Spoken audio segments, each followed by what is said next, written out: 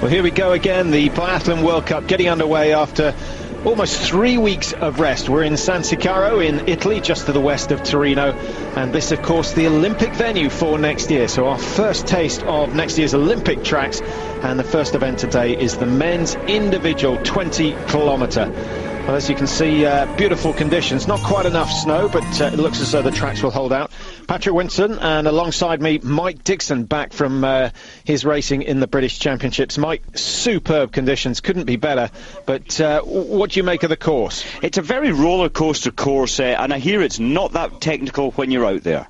Well, this is what Frank Luck has to say. Ziggy Heinrich alongside him, saying welcome to San Sicaro, and of course a completely new course. We're up at 1600 meters of altitude, and because of that it's quite a tough course. And he's saying that a lot of the athletes well prepared for this. Athletes, of course, the last World Cup at Antholz. Oliana Bjørndalen not present at these World Cups. He's focusing now on the Nordic World Championships. And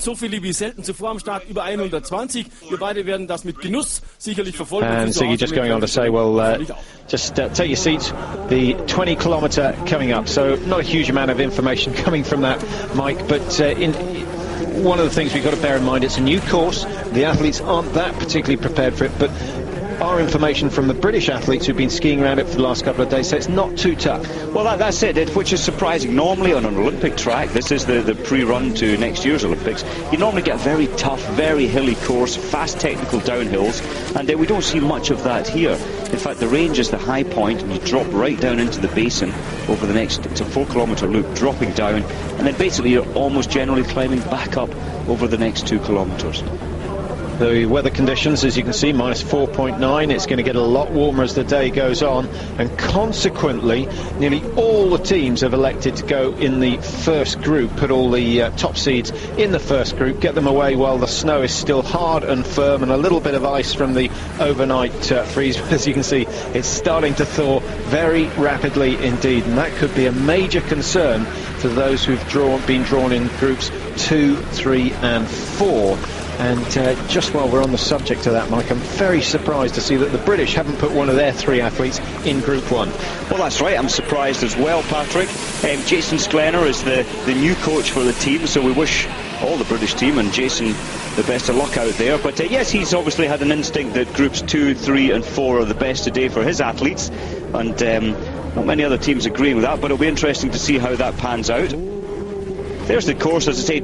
High point is the range. We drop all the way down into a basin, and they're climbing all the way back up, effectively, into the range. There are twists and turns there, but none of them at extreme speeds. And that levels the playing field a little bit. The Norwegians love their fast downhills, the Austrians and the French do, but no real advantage to pick out of this technical course. But the altitude really the main factor here, and the altitude will sort out those, not so much if it's a tough course as in up and down and heavy snow, then it's the stronger skiers that always come through. With altitude it's more a question of who's on form rather than ability. I agree, and we must remember a lot of the teams did stay up in Antholz, which is the same altitude as this. And I think that's a wise decision. Over time, you can, when you're training at altitude a lot, you lose your tempo a little bit because of the hard training and the continual living at high altitude. So it will be interesting to see how they have either gained or lost by staying up in Antholz.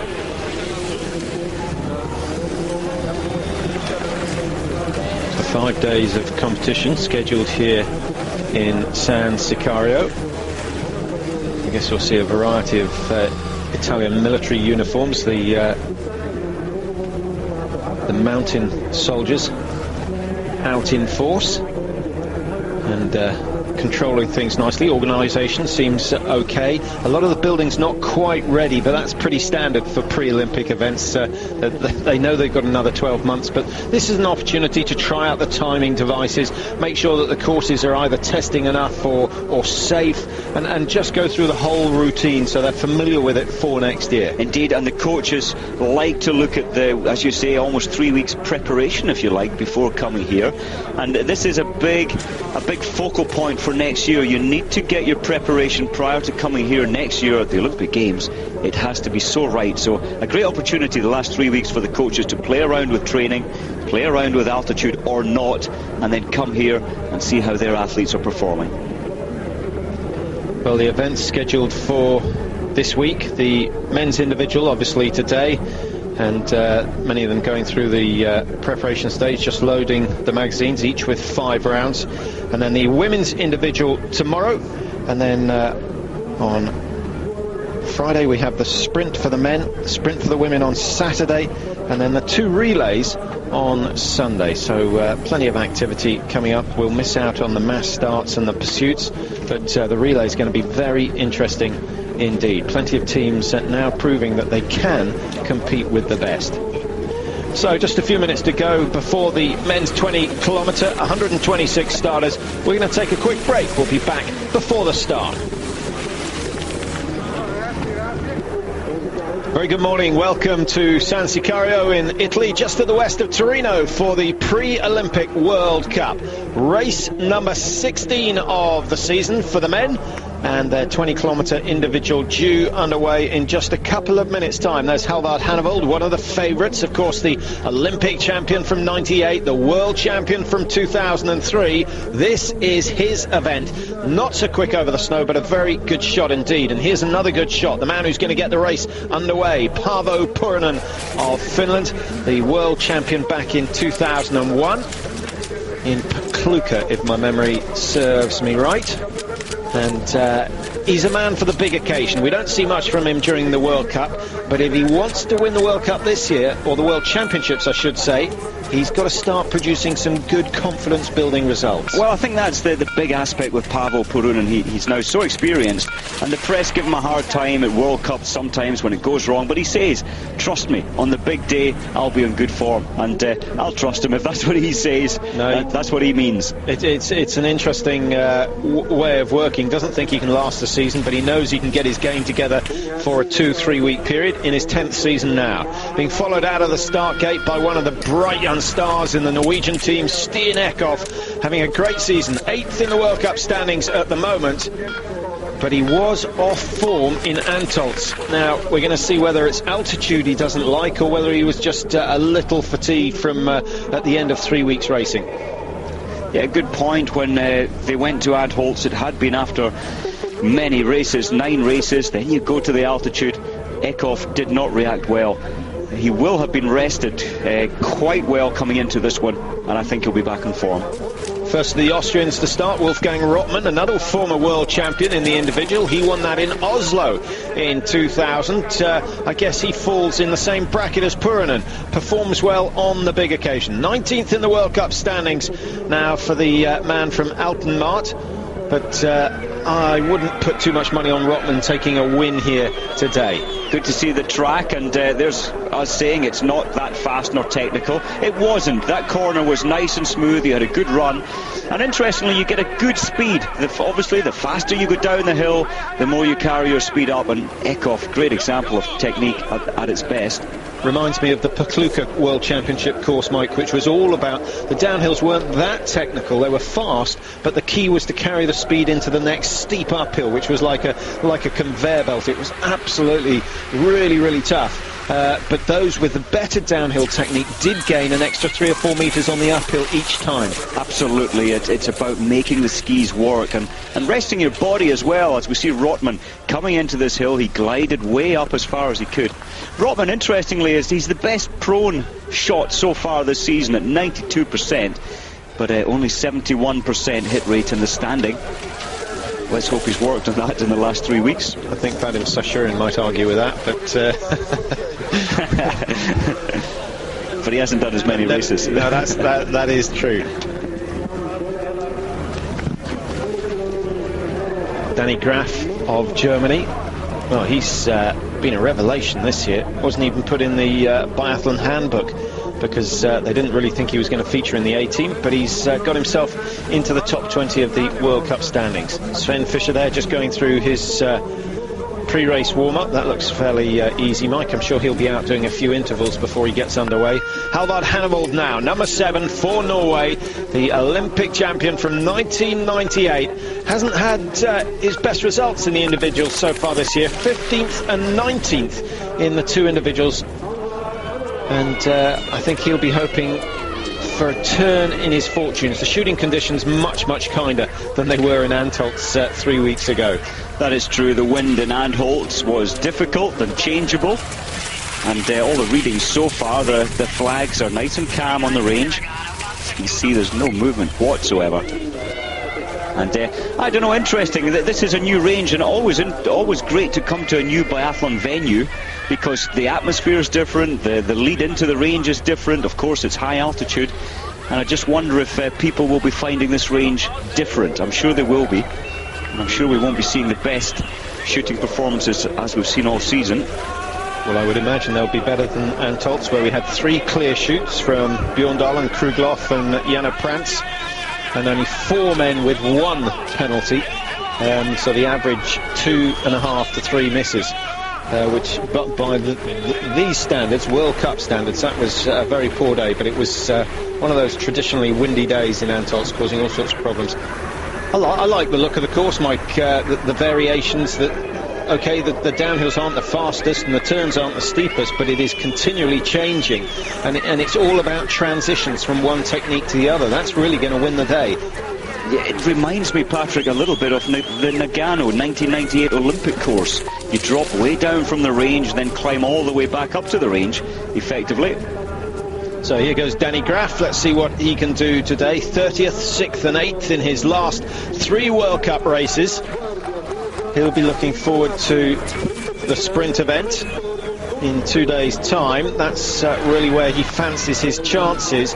Doesn't look particularly smooth on the ski, Mike. Like most of the Germans, efficiency isn't really the name of the game for them. Yeah, he's really transferring his weight over and almost dropping, using a lot of energy to drop his body weight onto his lead ski.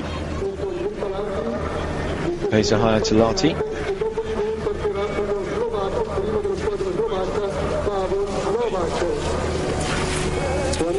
The next to take on this competition,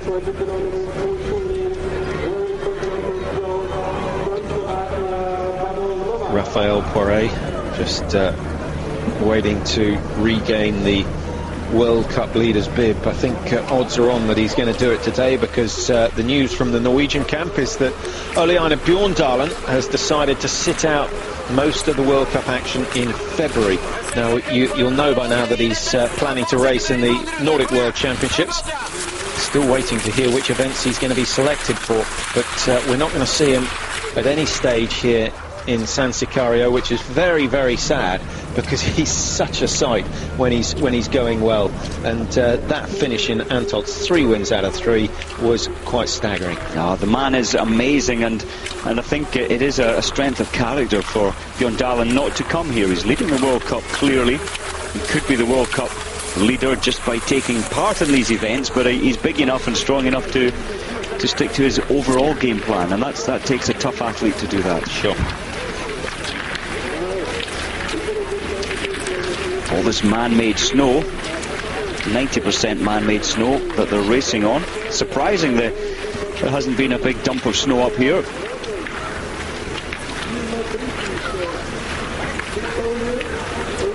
Stinakov looking very comfortable indeed. Certainly not overexerting himself, and the way to win an individual is to ski 4-5% less than your maximum and just make sure of all the shots, because as the skiers get faster and faster, the relative penalty for a miss gets higher and higher. And we've seen that. Bjorndalen, very, very sensible when he went to Antolz, just skied well within himself and cleared all the targets. Others were pushing way too hard. The likes of Berger and Anderson spring to mind. Indeed, and this is why I like the 20, because yes, as you say, you're maybe dropping down 4 or 5% from your maximum, but you're having to control your mind and your body together over the long distance. It is the ultimate test for me of self-control and managing to keep the rifle steady at your most fatigued. And I do hope they keep the 20 kilometre in the programme. Certainly they will for the Olympics. Now, as we watch Halvard Hannibal, Mike, you've just come back from Ruhpolding and the British Championships. Was anyone there who impressed you with the skiing or the shooting? The British team are skiing well, and sadly not at this moment shooting so well. Tom Clemens won the 10 kilometre, missing 4, and Mark Walker won the 20 kilometre, again missing 4 minutes penalty. So it can be better. If the British team work on that, they will be potentially top 30 placings, which is the real potential in ski terms. Well, when we get a moment, we'll discuss how you think they might improve their shooting. Hannibal just going through the fastest through to the first split time. You will have seen Carl-Johan Bergman just started, and Bergman having a good run of results this year. His best season by a fair margin, 16th in the World Cup. Sergei Rozhkov has actually started. We've not seen it, but he has left the start area now. The man who's had 3 individual wins, so he could be worth a wager for today. Long ski into the first lap, 3.4 kilometres. As we're looking at Eckhoff, interestingly in Antholz in the 20 kilometre, for the first time I've ever heard of an incident on the track, Eckhoff was trying to pass Feriol Canard, and whether Canard didn't hear him, but he shouted a number of times. And anyway, the incident turned out to be a hitting. Canard, I believe, whacked Eckhoff across the face with a ski pole. He was so angry when his ski pole snapped as Eckhoff came past, and so there was a bit of an incident there, and I'm sure we won't see that again today. Larchberger just starting, could produce one of the quickest times in the absence of Aliana Bjorndalen. Just behind him, starting number 20, Alexander Wolf, who's I don't think he's really fulfilled his potential as yet. Top 20 in the World Cup standings now, but certainly when he hit the World Cup scene, we thought here was a man who was going to do great things. Kontiolahti, where he got himself on the podium, but everything sort of went a little flat after that. He went to Nagano, didn't get a start in the race. So we'll watch Wolf with keen eyes today. Pavel Rostovtsev of Russia starting now. No points in the World Cup, partly because of injuries suffered in the summer.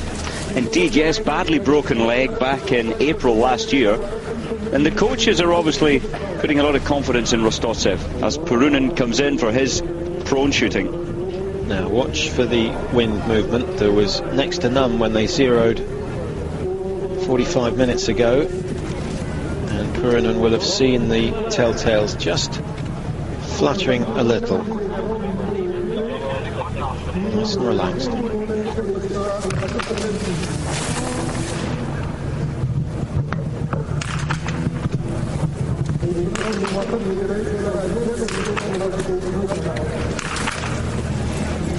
Not a good start for the Finn, who's got an 83% hit rate in the prone so far this year. He's not improved on that.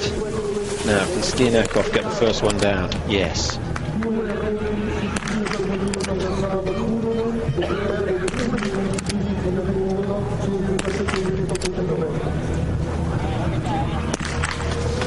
That's a promising start from Eckhoff. As we said, Mike, he looked to be skiing well within himself. A sensible start. Question is, if it goes well in the next 2 shoots, will he get overexcited for the last one? Yeah, it's a good point, but it does display good control there from Eckhoff, going clear. Rotman, we mentioned earlier, one of the best prone shots. And there we go, 5 with 5. Nice quick drills from Rotman. Certainly worth practicing those drills, even if you save half a second each time you leave the range. That adds up over a race, and 2 seconds can be 2 or 3 places at this sort of level.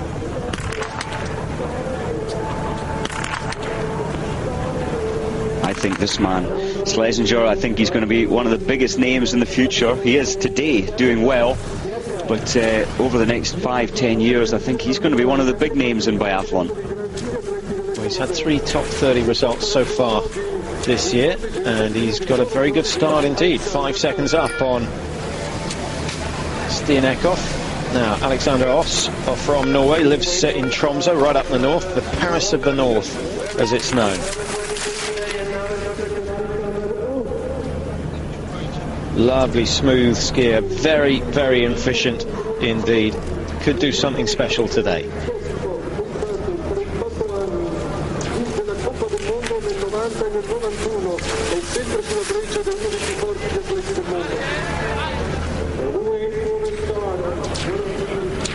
So Danny Graf, the young German, powering his way up the hill. Conservative start, and but that's okay when it's 20 kilometers. As we watch Hannibal just for his first shoot, next time we see Graf, Mike, have a look at his hands when he's poling. See if you can spot anything that you disapprove of.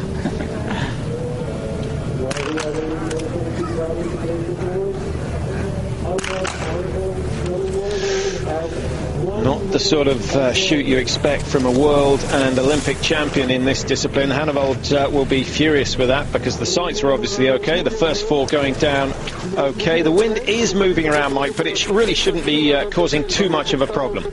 We'll see exactly where the strike missed.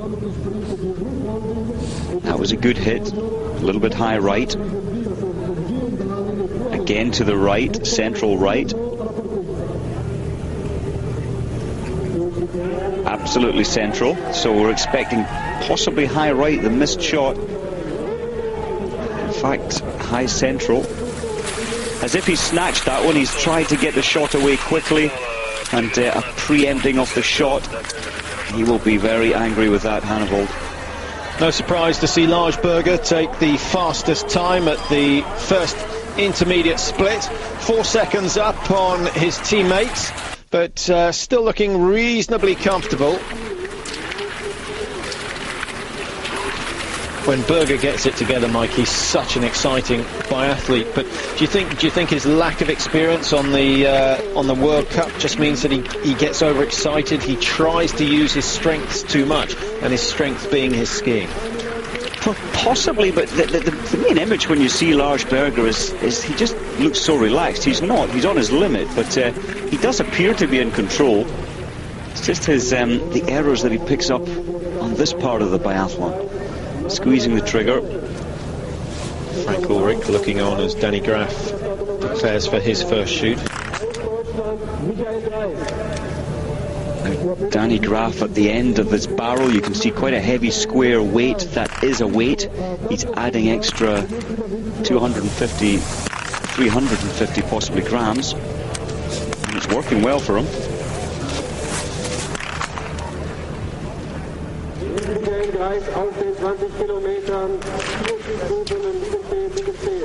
And the reason some of these athletes are adding weight to the end of the barrel is because it reduces the movement from your heartbeat going through the rifle. It just deadens it, adds extra weight, so there is more control when you're trying to steady the rifle. Here we go with a replay of Danny Graf's shots. Grouping not spectacular, but all the shots well within the prone target range, so I think he'll be encouraged by that. I don't think Frank Ulrich will be too concerned that some were high, some were low, some were right, some were left, but he'll be happy with the hits. They've all gone down, yeah. Great to see this man, Berger, in slow motion, the ultimate ski machine. What power. Surprised to see him dragging that right ski tip, a little lazy perhaps, or maybe the balance on the ski not quite right. If you move the binding forward a fraction, it just does lift the ski tip up, but on those right, the recovery of the right leg just has the potential for tripping himself up. Issa, the best of the Japanese, but that's not the best start he's ever had. 3 minutes added to his time, he's out of contention already. Big strong start from Schlesinger. It's a high work rate that he's putting in there. The 22-year-old, he is going for it, Schlesinger. Now, what about this man's chances today? Rico Gross of Germany, so consistent, still the best shot if you take both standing and prone into consideration, and Rico just waiting for his starting orders. He starts number 41 today, 4th in the World Cup rankings, just behind his teammate Sven Fischer. So amazing that the two old guard left in the German team are still there, Mike, in contention, both with a chance of taking the overall title this year, should Poiré and Bjorndalen slip up. Indeed, and yeah, Fischer having a great season as well. Rico, I expect Rico's racing form, raw ski speed, to be improving leading into the World Championships.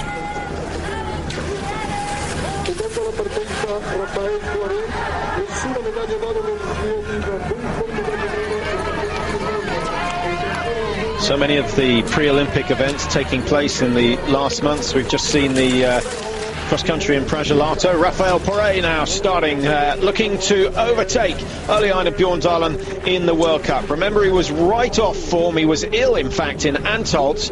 Didn't start in the pursuit, just said, no, I need to recover. So he's had a little longer rest than everyone else, but the question is, has he fully recovered? And I know you, for one, Mike, have been struck down by the flu that's hit most of these athletes, and it's not one of those ones that goes away in 4 or 5 days. No, it doesn't. It affects your lungs. There's a lot of phlegm, and yeah, a little bit of a strange virus was going around, but I'm sure he'll be over. As we see Bergman once again starting so well for Sweden. Great season Bergman's having. Might be worth an outside shot for a medal at the World Championships. If he was to do that, which event do you think he'd take it in? It's a tough one. I mean, he is shooting so well over the 4 visits and skiing well, so I think it would be in the individual, if any. We've seen him do well in the pursuit also. Roshkov having problems there, putting his round, his bullet forward. Lars Berger also in the range, his first miss. And again for Berger, skiing fast, shooting poor. 2 minutes added to Berger's time. Rojkov has run out of ammunition. Now he's having a look around, trying to find the spare round, which when it ejects can go a good 5 or 6 meters. He's found it on the next door mat. Now, has he stayed within the rules? I believe he has there, Patrick. His rifle was in the air and stayed on his lane. His body was out of the lane. Technically you should put the rifle on, but the rifle did stay safe. Now the jury will be looking at this right now. Well, let's hope that he doesn't, because he's got all 5 down. He's lost 30 seconds anyway, so he doesn't need an additional penalty. Wolf throws the last 2 wide. That is not a good start. You can see the despondency on his face. Now here comes the favourite German, I think, for the day. Rico Gross, so good with the rifle, and that's exactly what you need in the individual discipline. Looks nice and light on the legs at the moment. It may all change in 45-50 seconds time. That's you get an impression of how you feel so quickly in the race. You do, especially when you're going as far as 20 kilometers today. Rico, though, will not be pushing himself way over into oxygen debt and too much lactic build-up, which is the byproduct of overworking. Now, Pavel Rostovtsev needs a good result here in Italy if he wants to secure a place in the World Championships.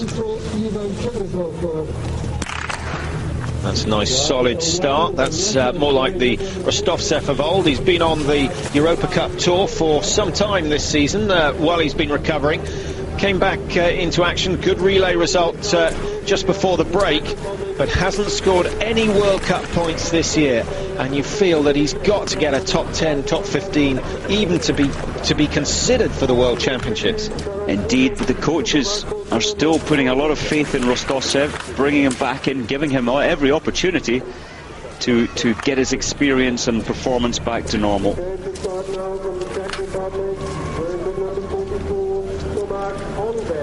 Carl Zeiss certainly seemed to have cornered the market in biathlon scopes. Yeah, very good lenses, and all the coaches are scoping all the targets. Of course, when your own athlete's in, you'll pay more interest to your own athlete, but just looking for any trend in the wind to inform their athletes out on the track. Stian Eckhoff in for his second shoot. Remember, in the individual, it alternates between prone and standing. Clear on the prone. Good start for Eckhoff.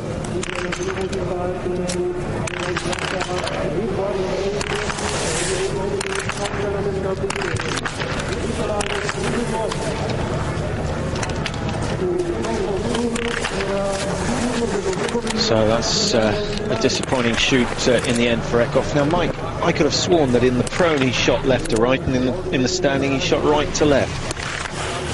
Can you confirm or?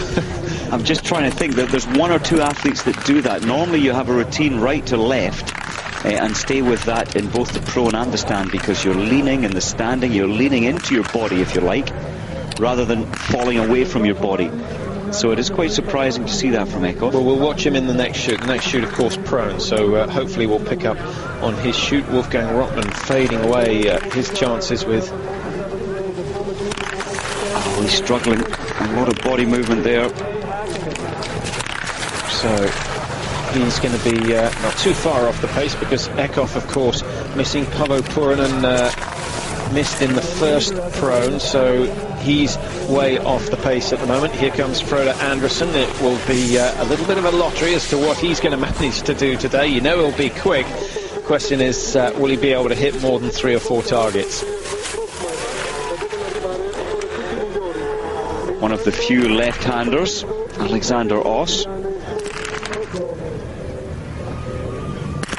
which means his left eye is the stronger eye. But it is always awkward entering the range from the left. You have to do a turn, and there you see him doing a complete turn as he comes out. I don't think that was quite so necessary, but Oss has cleared the targets and he's kept himself up in the top 10 positions. 11-10, that's not a bad start. Really, although he's 26 now, he's still a youngster in the Norwegian team, but got great company with the likes of Hannevold and Kjelland and Bjorndalen, of course, to train alongside. What an advantage that is.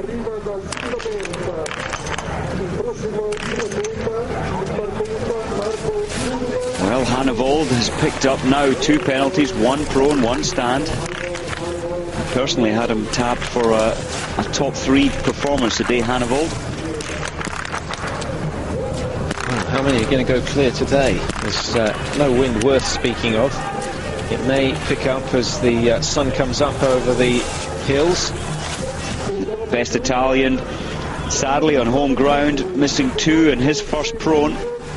But that really is, with 16 kilometers to go, you've picked up 2 minutes penalty. It really is a little bit of a depressing thought. You cannot dwell on it though, you have to get out there and perform your best.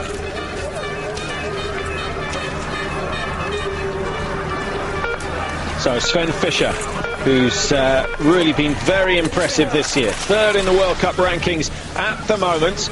He's already notched up 4 wins on the World Cup, 1 of those in the individual. That was an outstanding performance in Oslo at the beginning of the year. And Sven still in contention for the overall, only 49 points behind Ole Einar Bjorndalen.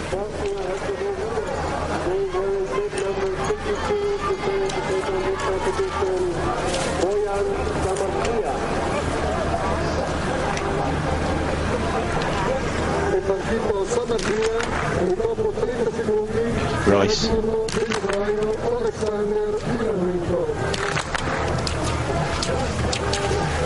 Just looking at the flags, Patrick, the wind is picking up. The currents, the warm air beginning to create some wind movement here on the range.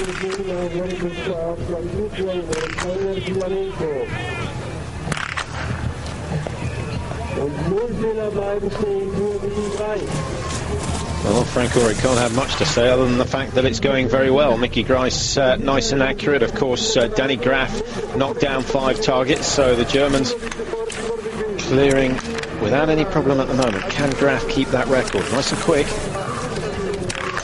Perhaps too quick. 4 out of 5. It's still competitive. 22.56 on the clock.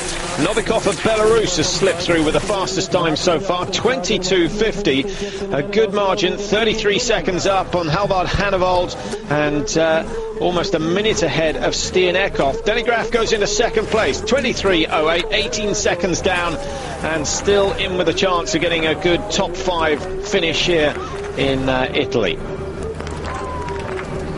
Mickey Grice has the fastest time after the first shoot by 0.9 of a second to Schlesinger of the Czech Republic.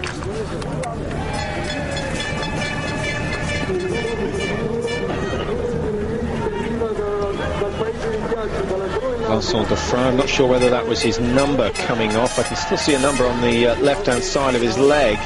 He's certainly shouting to his coaches. unless it, what do you think it could have been? Glasses, magazine, maybe we'll get a replay of that. Can't see it from where we are. Here comes Sven Fischer, looking as powerful as ever. Huge power. Look how those carbon fibre poles transmit the power down into the snow. Longitudinally, very, very strong indeed. But if you just clip the ski, they break without too much problem. They are very delicate. Just looking at this course profile, Patrick, I think this suits Sven Fischer so well. He's got the power, the track is pressed so hard, and he is a power machine. As we look at another power machine, Frode Andresen. Yeah, it would be interesting to see what sort of a ski time he produces, and I think the very fact that we're up at 1600 metres is going to mean that a lot of the top athletes disrupt their World Cup programme next year in preparation for this event. They don't want to be tired, they don't want to spend too much time at altitude, but they've got to do some altitude training if they're going to be able to cope with this course here in San Sickario. Now, Raphael Poré, can he knock 5 down? Surely he won't have a problem at this stage.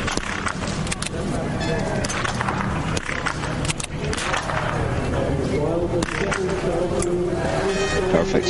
Very, very good. France with a chance of taking the top 2 spots. We've got Vincent de Fran leading, 10:38. If he takes Poiret's scalp yet again, then that really will be a turn up for the books. I think Poiret's struggling to stay the French #1, but he's gone clear, he's in contention, and France have 1 and 2 at the moment. Now, Mike, changing sports for a little, how do you rank Ellen MacArthur's efforts compared to the biathletes, and in particular someone like Poiret? Well, the round the world sailing record, as we nearly see an accident there. Poiret very nearly overshot his lane. Yeah, it's endurance, it's mind control to sail around the world, limited sleep, so you're focused all the time. And there are crossovers. You have to be focused all the time in biathlon for this part, the skiing, to then come in and control your body. But no, what an achievement for Ellen MacArthur to set that world record. And I believe it was held by a Frenchman previously. It was Francis Joyon. Absolutely right. So it's nice for the Brits to beat the French at something. But if you were to pick a biathlete, who would you choose to put in Ellen's place and say, right, there's a guy who's got the control, got the knowledge? I mean, the enormous amount of knowledge that you need to be able to sail a boat like that. I know the technology is good, but you've got to know how to mend it when it goes wrong. Which biathlete do you think would be able to get up every 20 minutes to check on things? I think the focus and the strength of mind and character. I look to Poiret. He's a machine of focus and concentration, and when he wants to achieve something, he does make it happen. So for me, he is one of the strongest minds out there in biathlon. That'll be interesting. Bjorn Dahlen versus Poiret in a small triangle. Won't put them in B&Q quite yet. Roshkov putting it together so well, as usual. 0-0. Rico Gross. Standard start for him, surely. 5 out of 5, and his record of hitting over 90% of prone targets stays intact for now. He's a little off the pace, but really don't be too concerned about that. 10:47, tends to start a little bit slower, and he'll save something for the last lap if he's still in contention. Fischer will do exactly the same. Bailly of France, she'll be racing tomorrow in the women's individual. Surprised to see her out spectating, or? Well, the French team do tend to go out there if they have an opportunity to shout their teammates on, and that's why they have such a good team spirit, the French. But yeah, you'd expect her to be resting up for her race tomorrow. Good start from Sherazov, who of course put in a brilliant performance in Oslo, finishing 4th there. Just didn't have the ski speed to get himself a podium finish, but he left the range in Oslo as the leader, but dropped 3 places in the last loop. But good to see that he's still shooting well. Rostovtsev misses his first, 9 out of 10 so far, but he's not too far off Bergman's pace. We'll just get an update on the positions after the second shoot. Rojkov leading, Bergman in second at the moment. Rostovtsev should go into 3rd or 4th. Novikov, Brissis, Graf all there. No Spul absentees from the top positions. Little surprise, Paavo Purinen, Mike, 2 misses. He's well down off the pace at the moment. And Alexander Wolf, I think, will be disappointed. 12th place at the moment, 3 misses already. Eckhoff down in 8th, Berger in 9th, but Berger has missed 3 targets, though only 2 minutes behind, so he's skiing a minute faster than Roshkov after only 8 kilometres. Do you think the French will feel at home here, just being a few kilometres from the French border on this western side of Italy, not far from the French Alps? Indeed, yeah. I mean, they do a lot of training on the Teen Glacier in the summer, and that's not very far away at all, so similar atmosphere and not a huge journey. Aderov for Belarus, that's a good start for him. Only the third man to go clear at the halfway stage. Roshkov has done so, Russia and Belarus going well, and Ilmar Brisis of Latvia has gone clear in 5th position at the moment. What's Aderov's time? 21:56. He's got a 3-second advantage over Sergei Roshkov. 2 of the big old names doing exceptionally well. As we pick on Auberge on the range, a lot of these, I think, older, experienced athletes, they've got their mind on the Olympics and want to put it together well today as a feel-good factor for the rest of the summer and leading up to the Olympics. Could be Aderov's day. Oh, last shot there missed, which is the first shot missed for Auberge. Back to the Austrians. Wolfgang Rodman.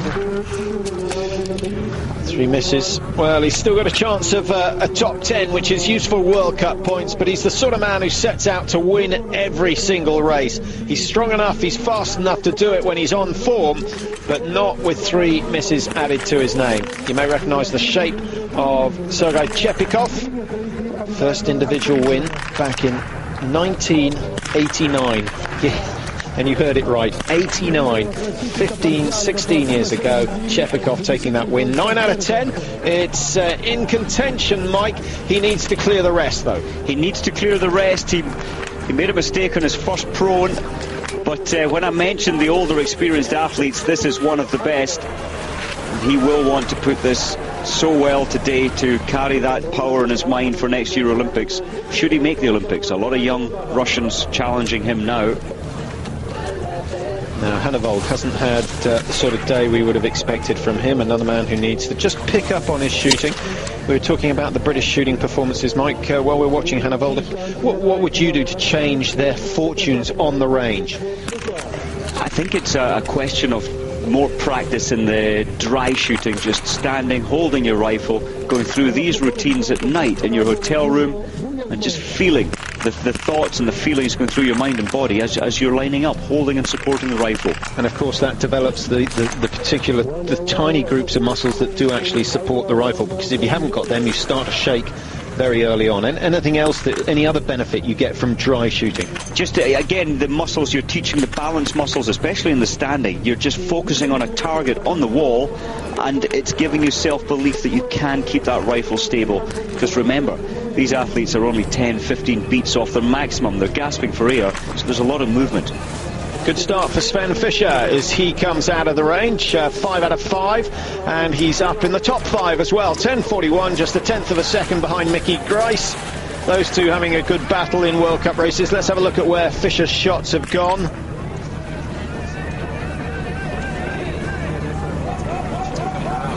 Looked to be low right to me. A little lucky with that one.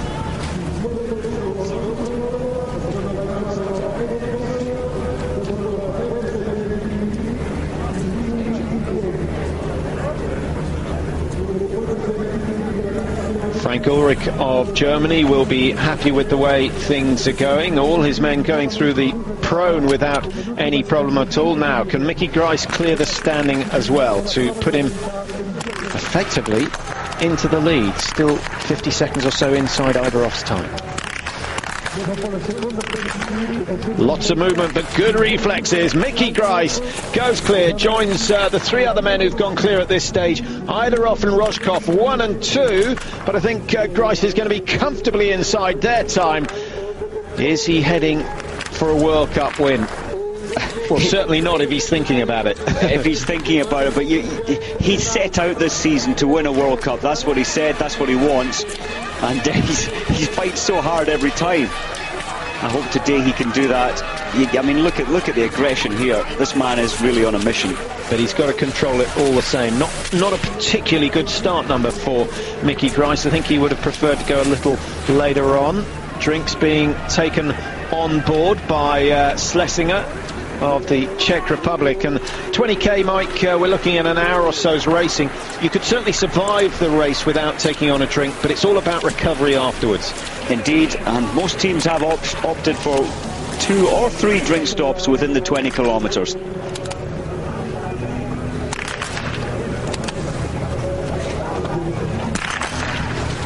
Fran lining up on the middle target first, then to the right, to then left, but he went back to take the final one on the right.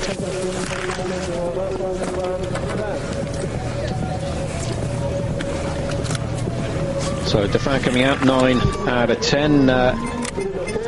Talking about drinks, most of the teams choosing to take their drinks at the top of the hills so they don't lose too much speed. Another pair of glasses. That's exactly what went wrong earlier on for the number 34, Vincent Dauphin. We saw him drop something on the range. It must have been his glasses, but a spare pair has been provided. Freda Anderson, 5 out of 5 would have been a brilliant start for him and would have put him up into the top 5 positions. He can still do well, Frode, with missing 1 so far. Another old campaigner, Gredler from Austria, having a good season.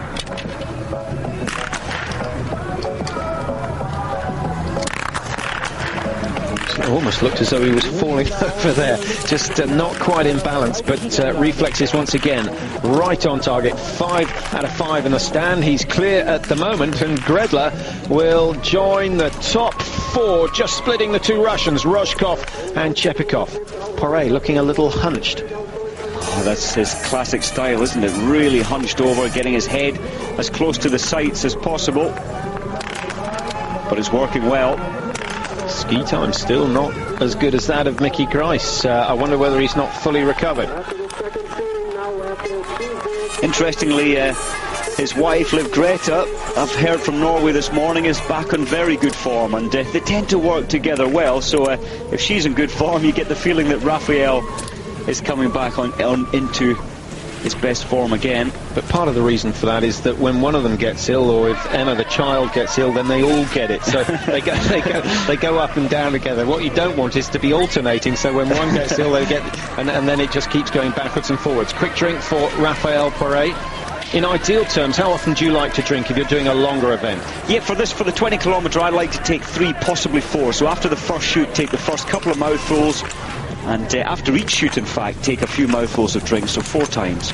Yeah, I'm a big fan of the camelbacks, which allow you to take a little sip every 4 or 5 minutes. Certainly for training, I think that's the best way to go. Now, what can Bergman do? Good start so far, and the Swede has gone clear again. Could be on for...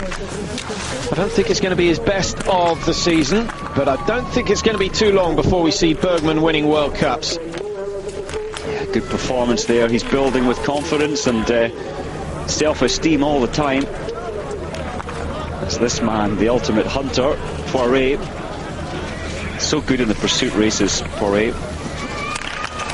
Zhang of China, highlight of his season, of course, in Antolz, where he came second in this particular event, the individual. But in fact on that day he missed 1 target, but his skiing was quite unbelievable, and I think he shocked every single international coach here. 9 out of 10 so far for Zhang. Still got a chance of getting a top 10. Now Rico grows so focused.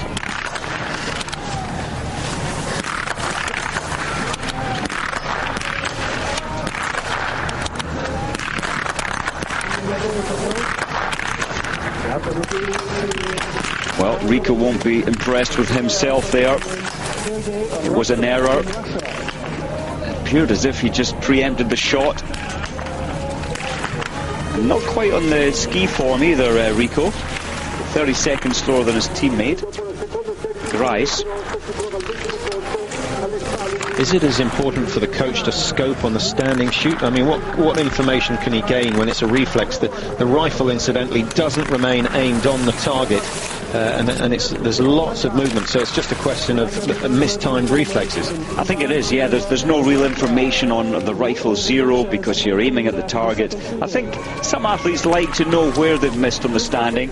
If it's high, generally it's a preempt of the shot, and you react, a flinch, if you like, in your body. But I certainly never like to see any missed stand shots. It's pointless. You miss, and that's the bottom line. Apologies for missing Sherazov going through. He has taken the lead by 1.6 seconds. Sherazov, Grice, Poirier, the top three at the moment. Aidarov, Roshkov, 4 and 5. Gredler down in 6. The Russians having an excellent day, but the French will be delighted that Poirier has gone clear through the first 2 shoots. The Germans ecstatic that Danny Graf is going well, and also Mickey Grice, who started number 32. And Grice is through the first 2 shoots without a miss. Rostovtsev with a chance to make up for that miss in the first of the standing.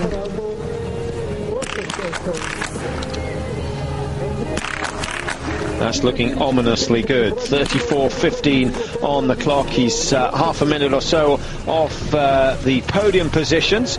But I think this is just what Rostovtsev needed, a confidence-building run, and we'll see better and better from him as we approach the World Championships. Danny Graf coming in for his last shoot shortly. 46 seconds off the lead set by Novikov. Seen very little of Novikov so far. He started number 6. He's a good sprinter. His personal best in World Cup competition, 13th. So he's got a chance of improving that today. Aidarov. Well, the caption's wrong there. It's actually Clegg, that was, who started his race well. Here's Aidarov.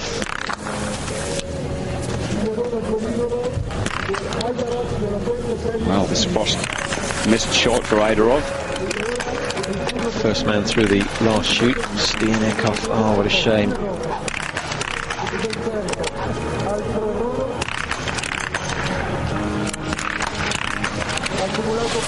Well, as you see on that score, 0-2-0-2, it's his stand today that's let Ekhoff down.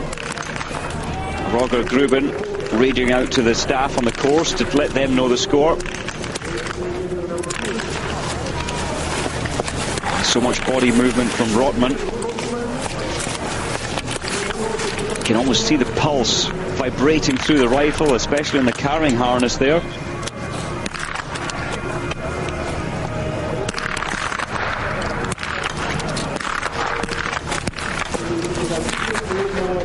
Now, how's Sergei Chepikov going to do on his 3rd shoot? Good so far. Right to left. 5 out of 5. He's got 14 out of 15. The ski time is okay. Roshkov safe in first place with 32.51. 33.33 for Bergman has been beaten. And Chepikov goes second. Russia now 1 and 2. Excellent start to the day for them. Remember, though, we've got Mickey Grice out on the course, who's a little bit quicker than the Russians. And so is Raphael Poirier, who's got another 3 or 4 minutes before he comes in for shoot number 3. But what an effort from the Russian veteran. Chepikov through in second. Last shoot now for Halvard Hannevold. Consistently 1 miss on each one. How do you feel? I think with Hannevold's strength of mind, he will be wanting to get 5 here. So let's hope it's just 3 penalties today for the Norwegian.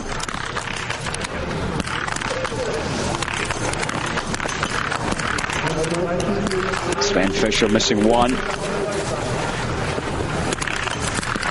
Change in the rhythm for the 5th shot, but he holds it together, and at last Hannevold clears the 5. 3 misses in all. 43.15 would have been a hugely impressive time. Just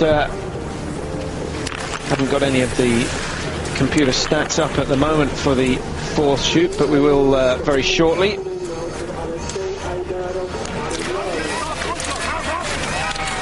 And Hannevold can just turn it up now as he heads towards the finish. Just over 3 kilometers to go.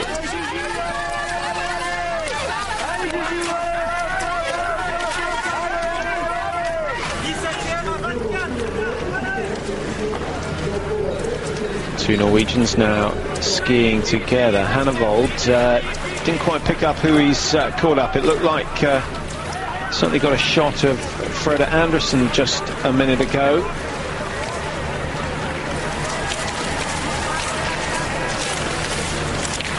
Good demonstration of how to make the transition. Villamo catching 5 or 6 yards on Hannevold coming off the bottom of the downhill. Partly ski speed, I suspect, but also technique. Villamo, a very good alpine skier as well. Now, big moment for Mickey Grice. Clear so far. Looking for that first World Cup win.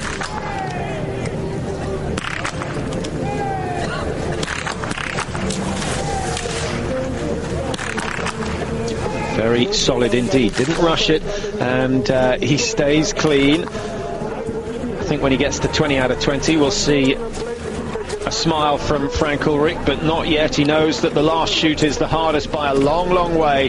Here's the fall of shot for Mickey Grice. Low right for the first, low left for the second.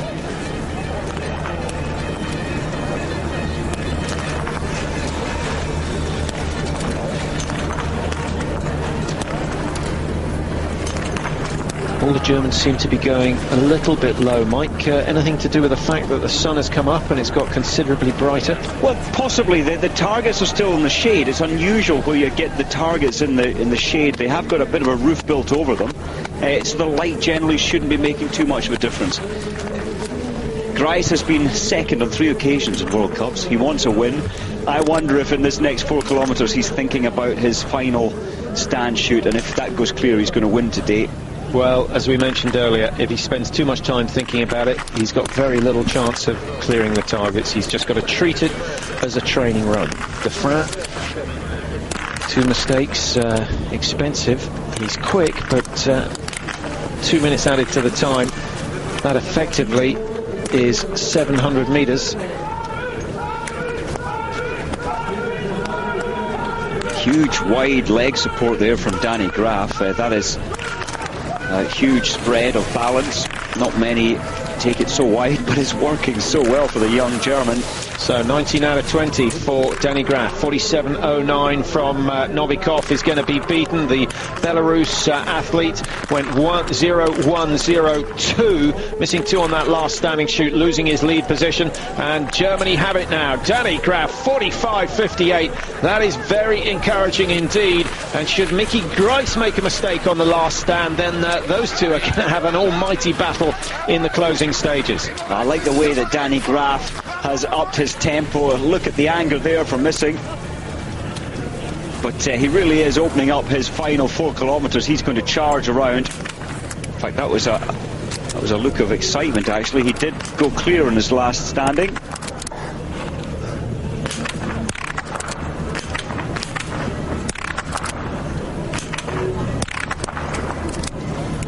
What has happened to Ludwig Gredler? Things just go from good to better to brilliant. 15 out of 15 so far. Can Poiré match him? Poiré is beginning to lift his ski speed now as well. He was slightly off the pace, but if anyone can, he can change things in a race and improve and dig deeper. After the second shoot, Raphael Poiré was still trailing Mickey Grice at that stage. He was 8 seconds behind the German, and now after the third, Poiré is 13 seconds down. So it's all down to the shooting. Grice hasn't built himself enough of a margin to be able to afford a single miss on that last shoot. And the greater the pressure, the worse it is. If you were his coach, what would you tell him? For Grice? Yes. I would be telling him exactly as it is. I would say, look, you're having the race of your life today. Just relax. Just do your normal routine. Treat it as training.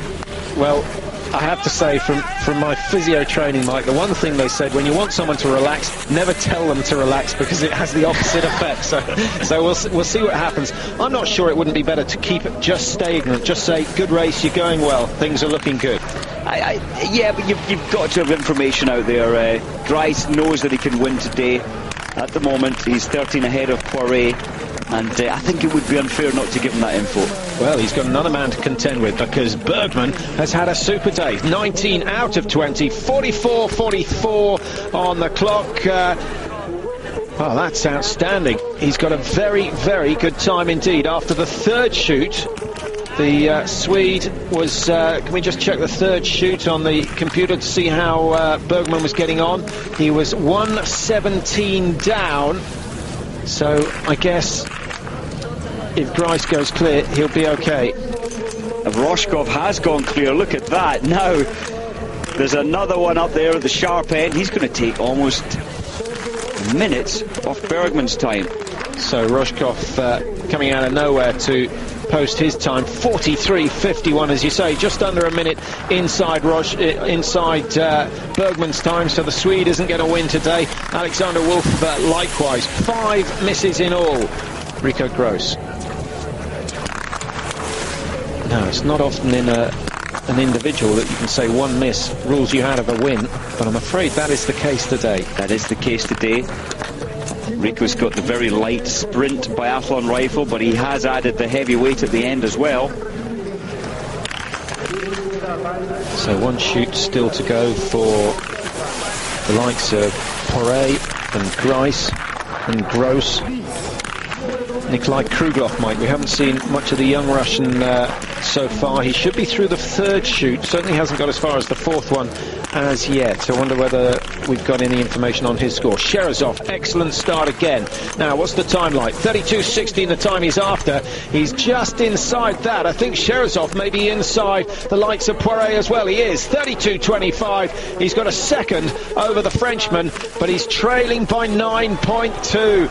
Oh, it's all going to be down to the last shoot. A question of nerve now in Italy as to who is going to take this pre-Olympic individual event.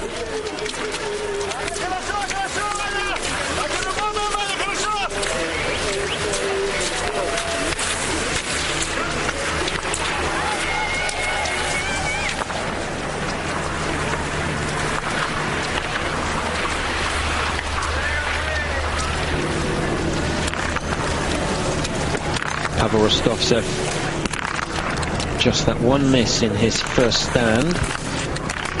45.58, chasing Danny Graff. If he goes clear, could be inside.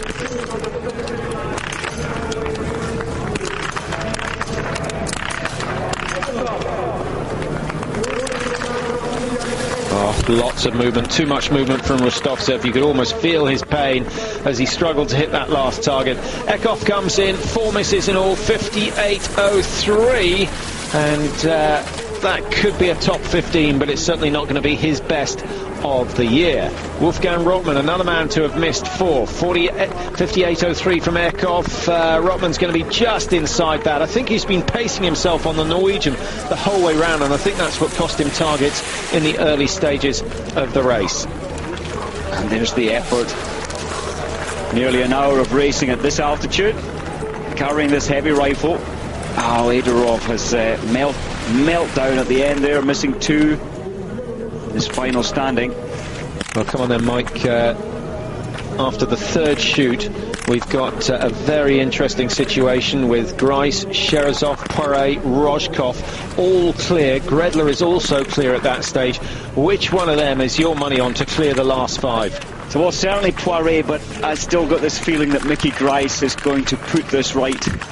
We have seen him miss 2 targets in his final standing in the past when the pressure's on, but Grice just looks so up for this race today. Well, it's only going to be a couple of minutes before he comes in for the last shoot. Started number 32, Mickey Grice. This is good from Aubert as well, from France. Chepikov just skiing out. It's all happening.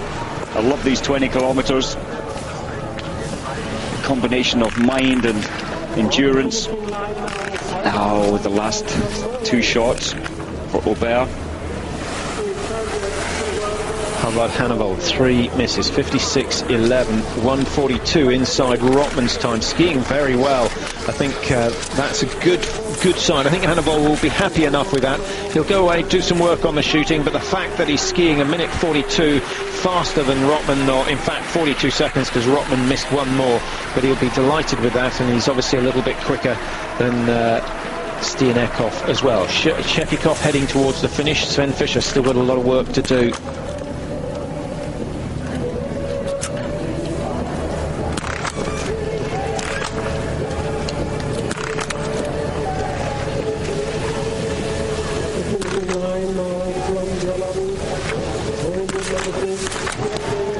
wonder whether he'll be regretting being on too good a form early in the season. He may have adjusted his summer training a little, just eased off the intervals to bring himself up, or eased off the distance training to bring his form up at the beginning of the year. He was in great form, 4 wins already for Fischer, but the ski speed is starting to indicate that he's tiring. It does a little bit. Though with Sven, we've seen it in so many races, he can bring out this extra push in the final 8 kilometres, and that's exactly what he's got left, 8 kilometres. Chepikov went out after the last shoot, only 5.9 seconds behind his teammate who hit all targets. Chepikov missed one. So Chepikov has to pick up, well, 6 seconds to win. Fancy him for another title this year? Oh, definitely. Definitely, Chepikov. This kind of race is what he likes. The endurance. 38-year-old, only 1 week ago, his birthday. It's interesting, Sven lost his speed coming into that hill and was almost skied into by, I think that's Kunninen from Finland behind him. It's interesting the drink stop they have on the big steep downhill prior to that climb. The Norwegians, when they were taking the drink stop, they lost a lot of their speed out of the climb. I'm sure they'll be reviewing that. Well, this is Mickey Grice's big moment. The moment of truth. A World Cup win on the cards if he can hit 5. He'll be lucky to get on the podium if he misses 1.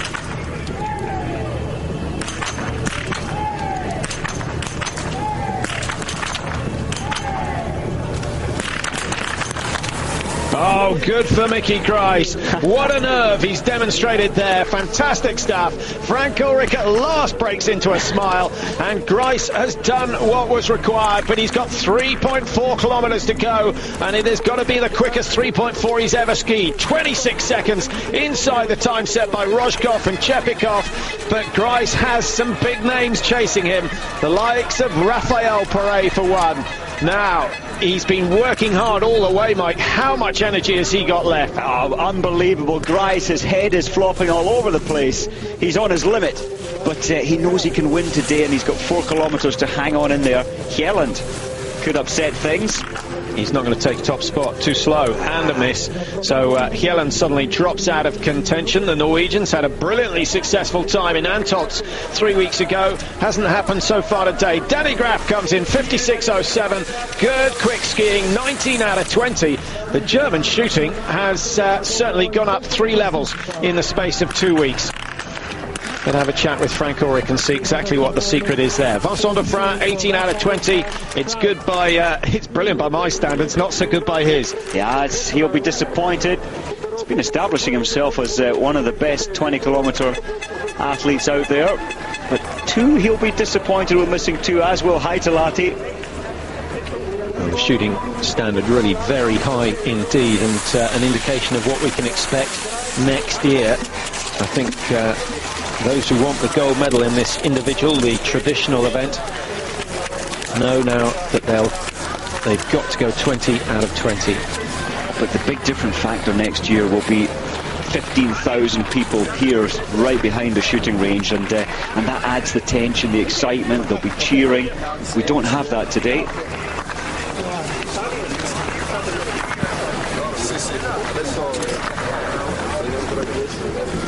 Raphael Perret from France should be in very shortly for his final shoot, looking to chase down Mickey Grice. Rojkov heading towards the finish, 20 out of 20 for Rojkov today. 26 seconds down on Mickey Grice, but before we switch to Perret, who's wearing number 37, here he is.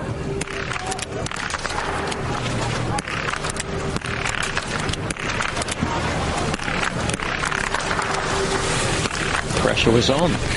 He's been cracked by Mickey Grice. He has, and Dredler as well. He's missed 2 there, having hit everything so far.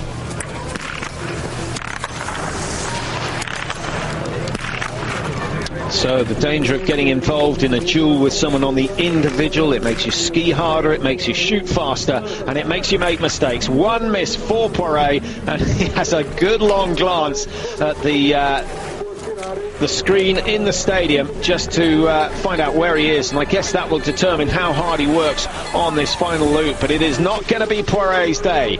Bergman's had an excellent run, 19 out of 20 for the Swede, and 54.59 puts him in top spot ahead of Graf. Good ski, good shooting. He's so consistent this year. That's really what's impressed me. All the time consistent. He had one meltdown in one race, Bergman, but overall, what a fantastic season he's having. Roshkov, perfect shoot here. Brilliant performance. And 53.51, so a minute and 8 seconds off Bergman. All the Russians skiing well, Mike. They seem to have timed their charge pretty well. Chepikov skiing well. We haven't seen Kruglov as yet, and we'll try and catch up on the information on the British athletes, but I can tell you that all the Brits started late. Tom Clement started 85, Mark Walker went number 100, 125 for Joe Brooks. Just try and look through the splits and see where they are as Wolf comes in, 4:29 behind.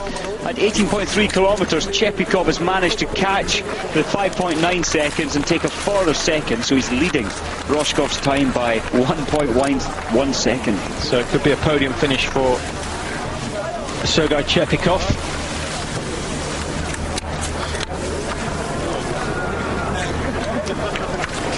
Mickey Grice just gone through at 18.3 kilometres. He's ahead of Chepikov by 25 seconds. Here he is, working so hard. Has he left anything in his body for this final 1.9 kilometres? 1.7 in fact.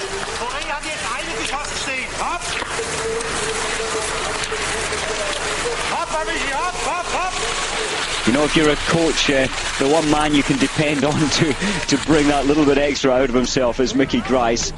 So I can't see anybody beating him today.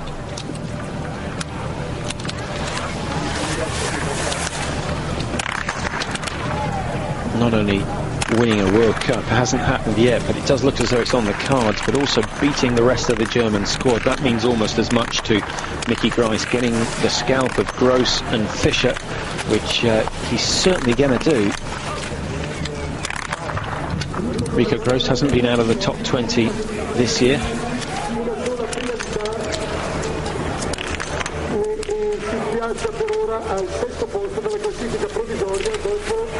158 outside, so missing one target, Rico Gross, but also skiing a little bit slower than the Russians. Sherazov, another one who's had a fantastic day, 8.4 off the lead. Grice isn't quite as safe as we thought. 8.4 seconds. That relates to around 40 metres, 45 metres maybe, and that is the sort of distance that you can go for. Indeed, 4 kilometres, 40 metres. Sherazov is going to be killing himself to try and take his first victory. And he's got the advantage of starting behind Mickey Grice. There's no one else out there who's threatening that time, but look at that, Mike. We've got Grice clear, Sherazov has gone clear, Chepikov missed just one, Poiret one, Bergman just missing one, Rico Gross the same, Graf and Ferry just one miss each. The standard of shooting is quite exceptional here. Now, Cheppy, what's he managed to do over the last loop? We suspect he's gone ahead of Roshkov, 53.51. He's well inside that, 53.34. Brilliant last leg from Chepikov. If he hadn't missed that first prone, he would have been in contention for a win. Would have been his first this year. And extend his run of winning to 16 seasons, which is quite unbelievable. That is brilliant. Respect for Chepikov.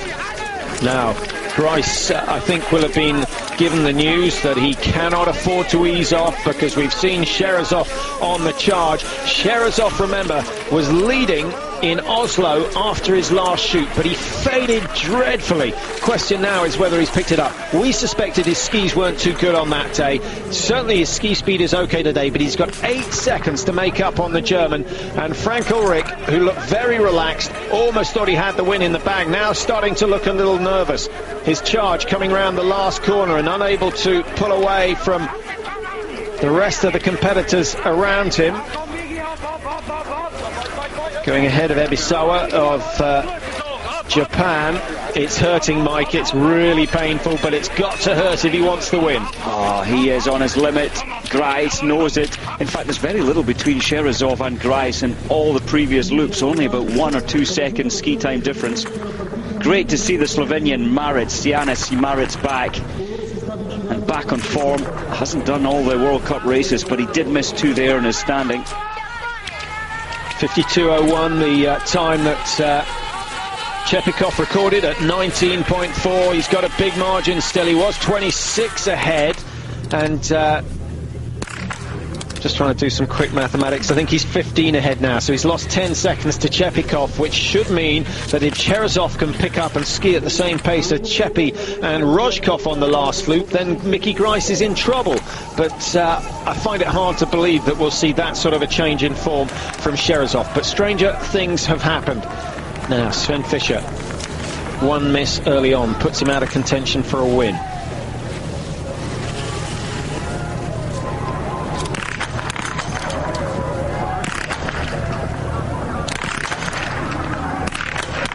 Likes to do things differently, Fischer. Notice his cocking handle. 5 out of 5, that's good enough. His ski sticks are different, his cocking mechanism is different. Is that just stubbornness, or...? It's a good point, isn't it? Not just his ski poles, the only one with the T handles, and the only athlete out of 126 with the pistol grip recocking. Yeah, I hadn't really thought of that. 2 different aspects. Yeah, it's good to have your own feelings and thoughts on technique and different aspects, and it works for Sven. Can Cherezov match this and beat this ski speed, I wonder? We'll have a look at Mickey Grice's form as he comes in. Watch for movement of the shoulders and the hips. He's not got far to go now. He needs to just get those arms working to cover the last 50, 60 metres. 53.11 on the clock. 53.34 is certainly going to go, but it's all about the man chasing him, Cherezov. Mickey Grice with his performance of a lifetime. 53, 18.7, 20 with 20.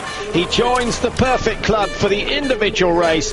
And he has got to wait now 5, 6, 7 minutes to see whether he's done enough. 8.3 seconds in hand. We'll get another split as Cherezov goes through 19.4. That could tell us everything. Well, Chepikov has taken 15 seconds out of Grice in the last 4Ks, and that might bode well for Cherezov. Ruslan Lysenko.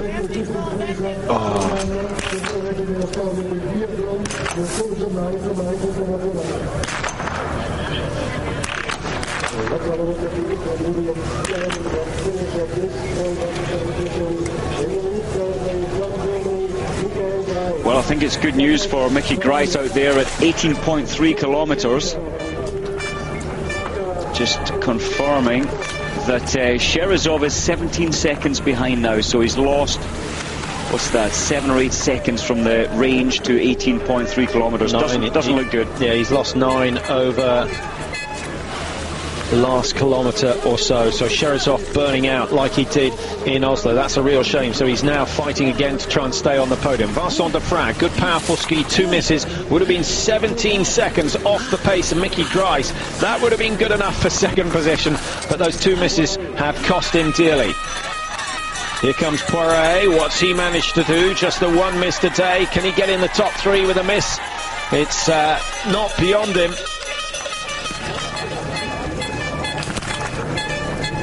Down in 5th when he went through 18.3, Raphael Poiret, 131 off the leaders, and quite a margin to pick up. I cannot see him getting into the top 4. Can you, Mike?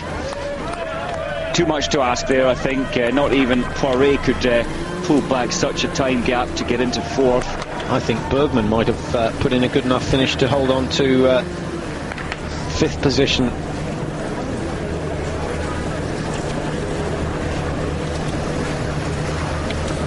Doesn't look quite as evenly balanced. I don't know whether it's because the number's falling off that right leg, but he doesn't look to be as symmetrical as normal. Not as happy on his right foot as we usually see. No, as the race has progressed, you can just feel that his technique, normally we see Poiret looking composed all the time, smooth all the time, but he really is going for it. He's desperately trying to move up 1 more slot, and as usual, He's a brilliant biathlete, top 5, top 6 in almost every race this season. And he's done enough to regain the World Championship yellow, or the World Cup yellow bib. He will take over from Bjorn Dahlund again, those having a real cat and mouse affair this year. Bjorn Dahlund sitting out this round of the World Cups. If you just joined us, just to let you know, he's not going to be featuring. We don't think he's going to feature much this month, which is a shame. 55.04 for Poiret, up into 5th position. He holds off De Frap, but he fails to hold on to Bergman, which could mean that Raphael Poiret drops down into 6th or even 7th position, because Sherazov has yet to finish.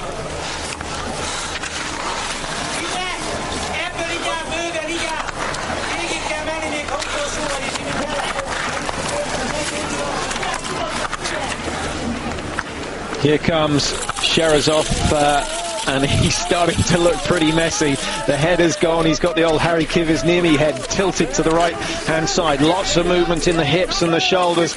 This is the most painful ski. Surely he can't be denied a podium finish yet again. It's almost exactly the same as we saw in Oslo 2 months ago. Can he hold on? Sherazov goes through 19.4. 52.01 the time. Oh, he's going to lose out to Chepikov. Oh, he's desperately tired, Patrick. He could, maybe he's not even going to get 3rd position. Look at his head. His body has just spent all the energy over the last 19.7 kilometers. He's lost it. He has lost it. 53.22. He'll hold off Bergman, and it's a great day for the Russians. 2nd, 3rd and 4th position at 19.4. Sven Fischer goes through 49.18. He's making an advance. Wow, he's not so far off a top 4 position as well. Rojkov's not safe, Sherazov's not safe, and Fischer could be on the podium with this sort of finish, just as you promised. Oh, unbelievable. This man, Fischer, he can really lift his game in the last 8-10 kilometers. Such amazing endurance, self-control, and the German staff know that he is moving forward. But they also know that Mickey Grice is safe in top spot. No one else in the field is going to be able to chase him down. It's just a question now of how far up Sven Fischer will go. Sherazov he's come back to life now, Mike, with Fischer coming through, and amazingly he's managing to hang on to the back.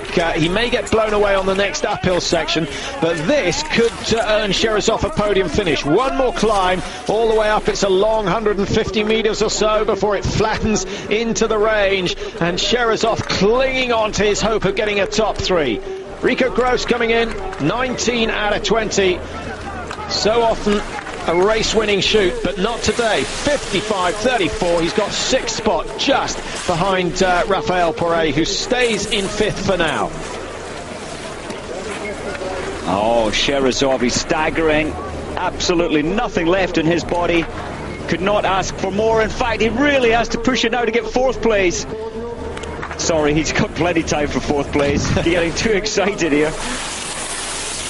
Ah, well, 4th in Oslo, 4th again today, but is it going to last? I'm not sure. I think Fischer looks so strong that he may go ahead of both Sherazov and Rojkov. Here he is, right. I do apologise. I thought it was Sherazov on the heels of Fischer. It is, in fact, Jay Hakkinen of the United States who's come back to life. Hakkinen started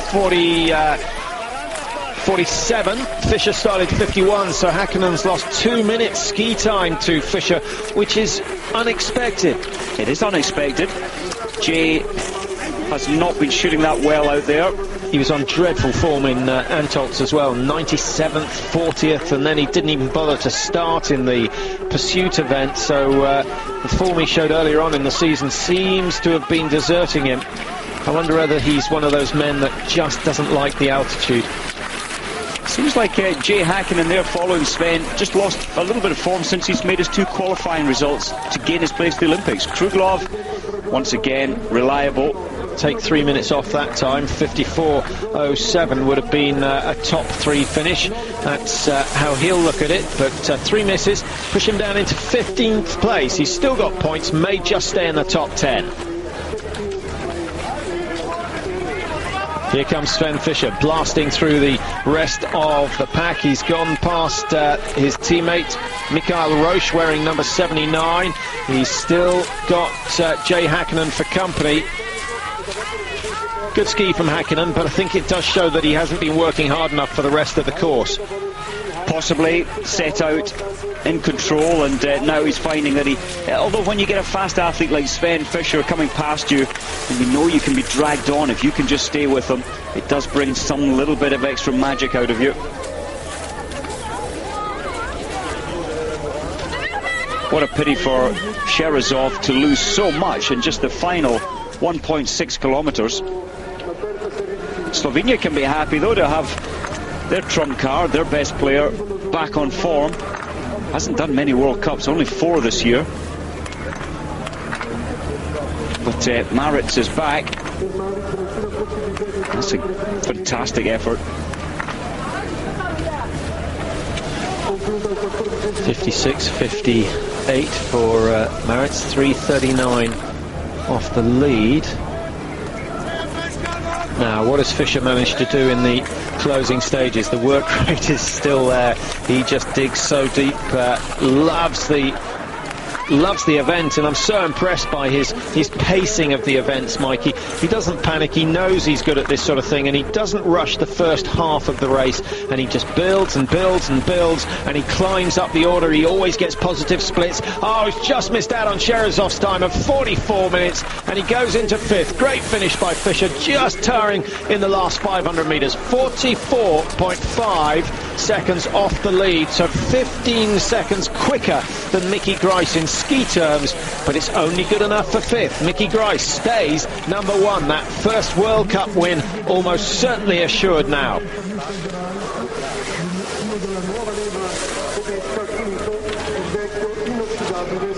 Roche. 3 misses already, so in fact it's Bernbacher, I thought. Yeah, I thought Roche had come through earlier.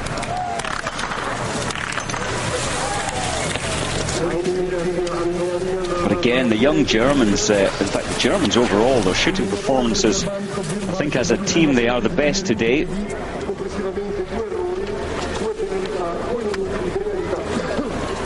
So just 4 kilometers left for Bernbacher. Looking at the final 4 kilometers, Patrick, Chepikov has outskied anybody by 7 seconds. Hannevold was 4th fastest on the final 4 kilometers. As expected, he fights hard on the last loop as well.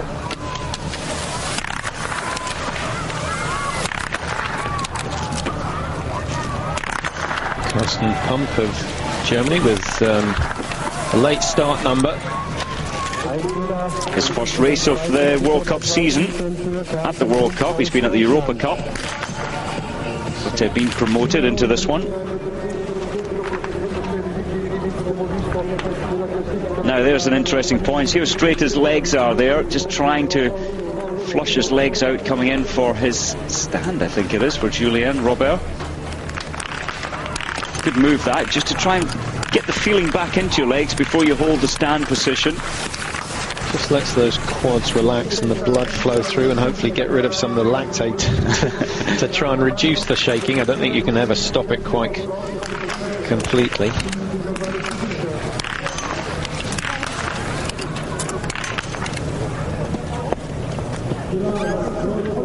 Now the French shooting has been pretty good today, not quite up to the Germans, who have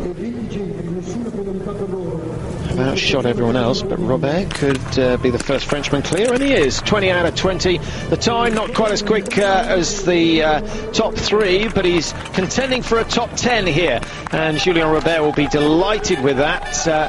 45.15.16, and he goes into 8th position. It's going to be a tough call to catch the likes of Bergman, who had a blistering last leg and he's worked his way up into the top 6 positions. There you have the standings at the finish. Could see a couple of changes, but I don't think the top 3 are going to change. Grice, Chepikov, Rojkov. Great day for the Russians in 2 and 3, but what a moment. Mickey Grice has achieved his season's goal of winning a World Cup, and my goodness, has he deserved it. Bjorn Ferry, 2 Swedes up in the top 10 at the moment, Mike. Relay chances? Yeah, looking very good for the Swedish team. They're trying to build. They want a medal here next year in the relay, the Swedish team, and confidence is growing all the time. But this man put it together so well today. Held his nerve on that last shoot.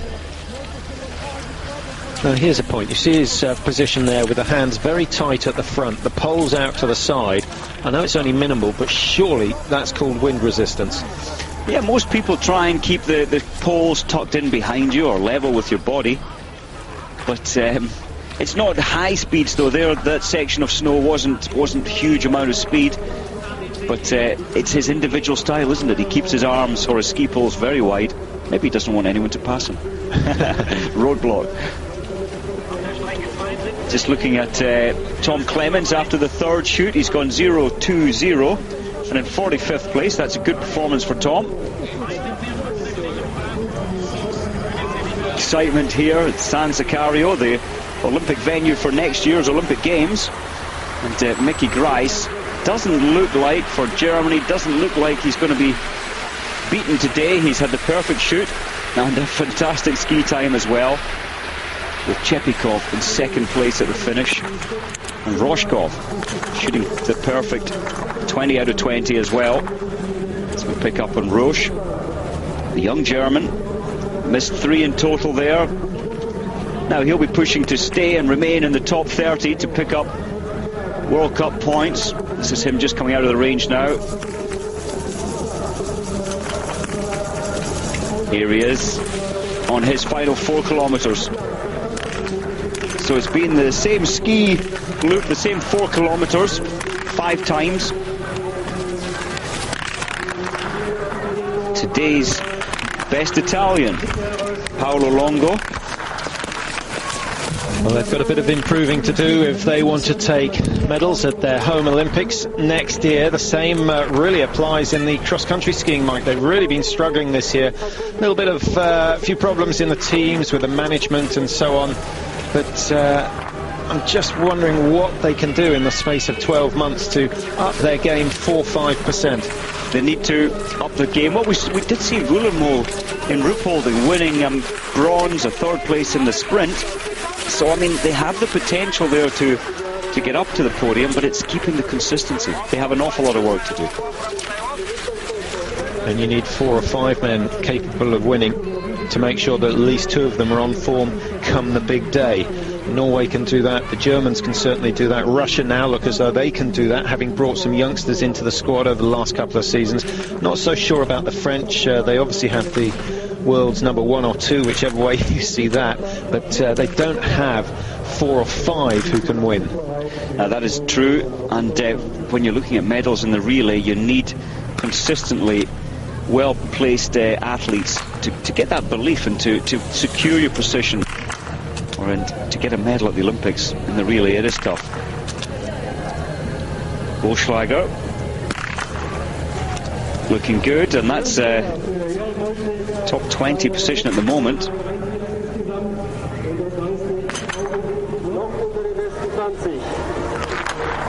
34.19 for Bolschlager. He'll be happy with that, but he's still got 1 critical shoot to come in the stand position. A total of 126 starters here today. There are the standings at the finish.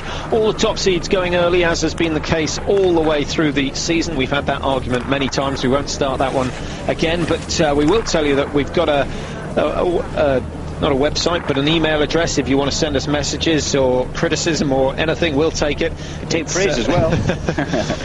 It is biathlonboys@hotmail.co.uk. So get on to us, let us know what you think of the races and any predictions for the World Championships. That's always nice to know. We may need some help. Just looking further down, Patrick, at the finish, the Swiss biathlete who's been having a good season, Matti Simon, really gone badly wrong today. He's missed 9 targets and down in 51st. Only 57 athletes finished. There's Berger, just recently finished as well. Robin Clegg normally does well in the 20 kilometre, down in 41st. He's missed 5. Jay Hackman will be disappointed with his run, Mike, down in 40th, out of the points yet again. So I'm just starting to think that possibly he doesn't perform at altitude, which will be very, very depressing. I can't remember any previous results. Maybe we'll check on that for the next sprint event, to look at Häkkinen's results in history in Antolt and, of course, Salt Lake City, where he was expecting to do great things, but it didn't happen. No, indeed, there could be an issue there. But I do remember in the past he has had a 9th in Antols, possibly 5 or 6 years ago, as a very junior, or coming into the senior, should I say. It wasn't the year before the Olympics? Possibly. The year before the Olympics, when half the field weren't there. But it was still a good performance. Oh, an excellent performance. But altitude's one of those funny things, you know, some people can cope with it and others can't, and it's got nothing to do with your fitness levels at all on many occasions. Certainly with high altitude climbers, some people get to 10,000 feet or around 4,000 meters and pack up, whereas others can waltz up to 7,000 without too much trouble. Indeed, individuals. There's Mesetic getting a serious head shake from his German coach. For missing 2 in that last stand, that would have, or taking those 2 out. Yeah, 1:23 would have been a competitive time. He would have been looking at a top 5 on the last loop, but I think his spirit's somewhat deflated with that final shoot. Quick reminder, plenty of racing to come. We've got the women's individual tomorrow, and then the sprints for men and women over the next 2 days, taking us up to Saturday. And then 2 relays on Sunday. Looking forward to that. They're long events, but certainly with the rise of the Russian team, the men's now between Russia, Norway and Germany, as has always been the case, but the French, if they can just get them all performing, have a chance of taking it. And Slovenia, Slovakia, always in the running for a podium, along with Belarus, should one of the top 3 teams make mistakes. I agree, indeed. In fact, there's Tom Clements in 59th after this 4th shoot. Do you think he's going to miss 4 just to complete the set? Well, it's looking that way. That is such a pity for Perner. He puts it together on some days and gets himself way up there, but for his shooting.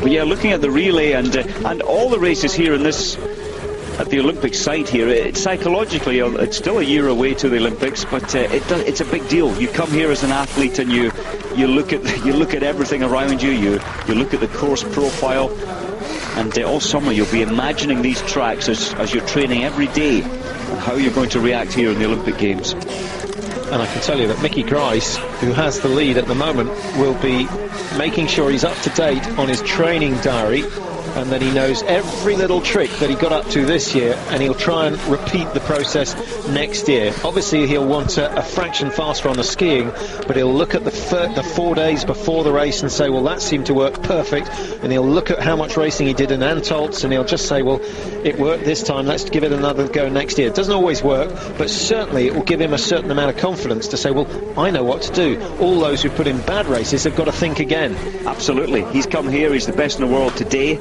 and that's all you need to be, the best in the world on any given day. And if it's the Olympic 20-kilometre day, then you are Olympic champion. So I agree, Mickey Grice just needs to follow the routine as he did coming into this one today.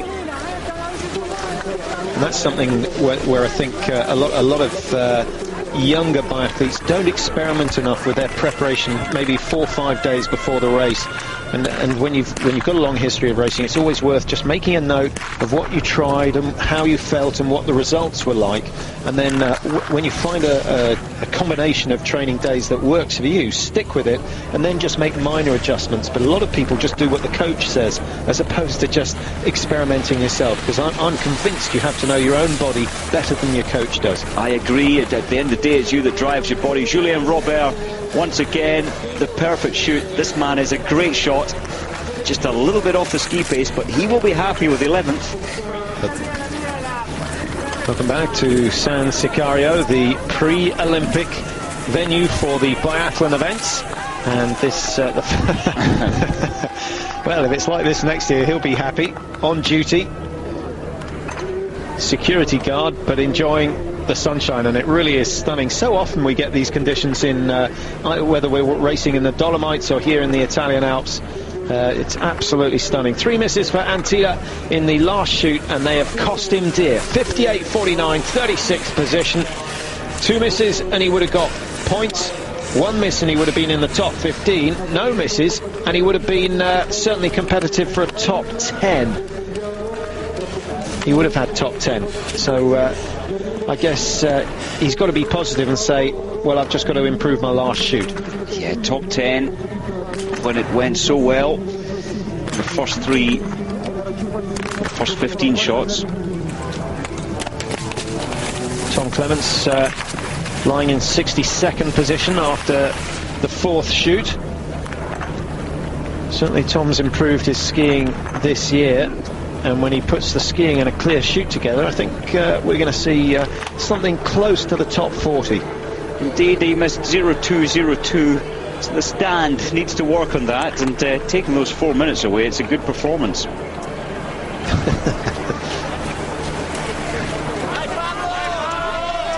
Well, the German ladies coach Uwe Musugai viewing the proceedings.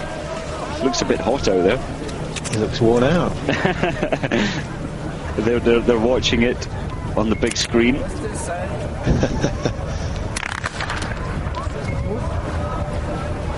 Well, what a pleasure it must be coaching the German team. One success follows another, and they've got one today with Mickey Grice. I wonder who has got the best chance in the women's individual tomorrow. Uschi Diesel desperately needs a win if she wants to revitalise her challenge for the overall World Cup this year. Callie Wilhelm looks on very good form. She could be one to watch. Roach going in, 3 misses in all, 58.36. Ski time, not the best we've seen from him, and he's outside the World Cup points as well, so that's a disappointing day. Shake of the head says it all. It's a beautiful backdrop here to the range and the stadium. High mountains all around. And thin air. You can hear the gasping of the athletes as they fall across the line. Only 21-year-old Michael Roche. A bit confused as to which way to go.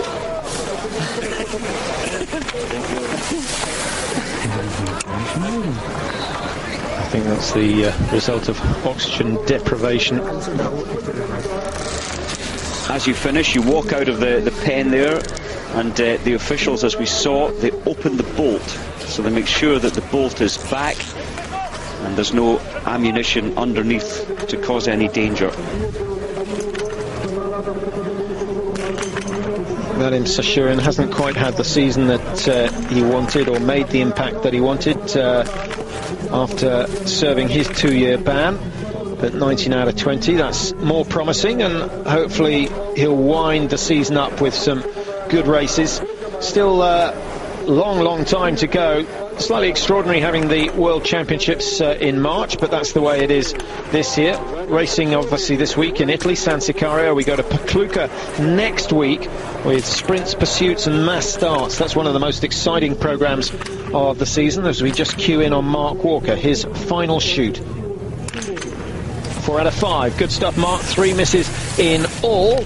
And he's hit one more target than Tom Clements. Not skiing quite as quickly, 50.30, but he was pretty impressive at the British Championships, Mike, winning the 15-kilometre classic in well, without the rifle. Indeed he was, and he also won the 20-kilometre. Well done, Mark Walker. He's staggering a little bit there.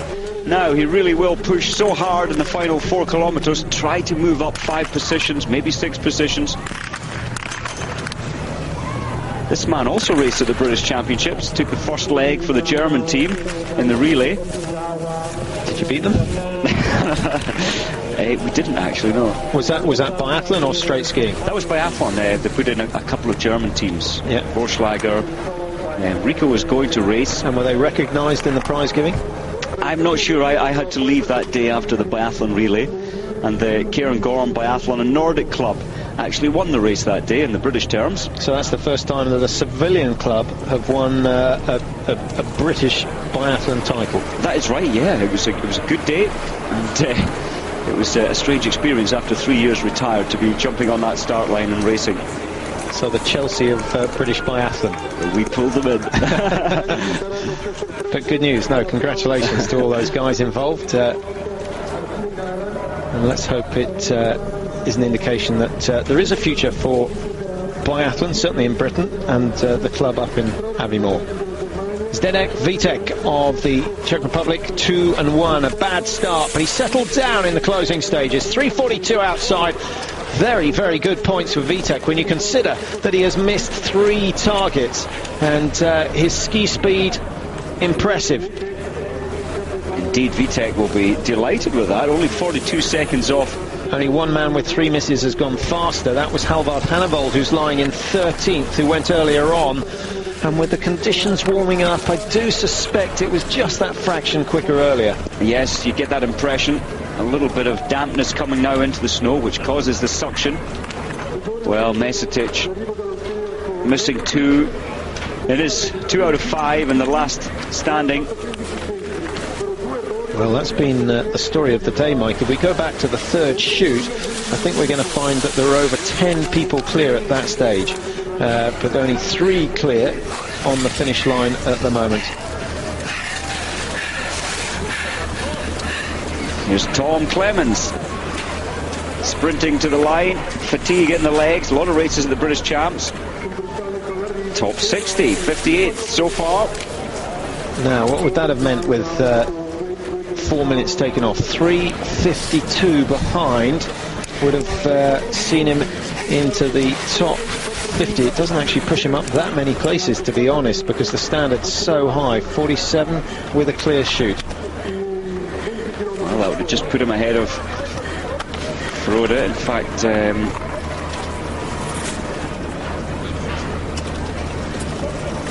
well, that would have been a scalp worth talking about, beating Frode Andersen, but perhaps not so much in the individual. That's not his forte. He'll look forward to the sprint event in 2 days' time. Pavel Hryat, 1 miss, 5:04. Ski form has gone. Welcome back to San Sicario and the men's 20 kilometre. The first race since the Biathlon World Cup got underway. They've had a good long break, and this, in effect, the pre-Olympic Games. And so far, it's been a great day for Russia and Germany. Germany with Mickey Grice on top of the leaderboard at the moment. Chepikov in 2nd, Rojkov 3rd, Sherazov in 4th, and then Sven Fischer in 5th. Best of the rest, Bergman of Sweden, another good run from him, in 6th position at the moment. Rafael Perret has now been pushed down into 7th, having gone into 5th when he finished. And we have to make a quick apology. Tom Clements of Great Britain has finished in the top 60. If he'd hit all the targets, he would have finished in just outside the top 20. So that's not quite as bad as we thought. Yes, we were looking at the 3rd shooting time, so I think he'll take heart from his ski speed there, and we'll be working on his shooting tonight, I'm sure. 5 misses in all for Grigoriev.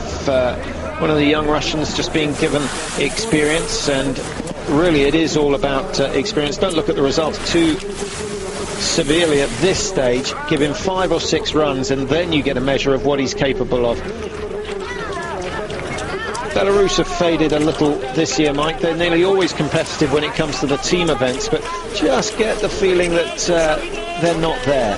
No, this has been their worst season for, well, since they became Belarus as an independent racing nation. And the best athlete today, Novikov, 23rd, although it was looking good for Aderov until his last couple of shoots, missing 1 and then 2. But it appears as if the Belarus ski speed is on the up, and I think we can expect much better things at the World Championships in 4 weeks' time from the Belarus team. Do you think we'll see Drachev feature? Well, he's not here today.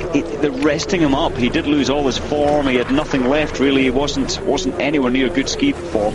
So I think he will be back, yes, for the World Championships. He loves Hochfilzen.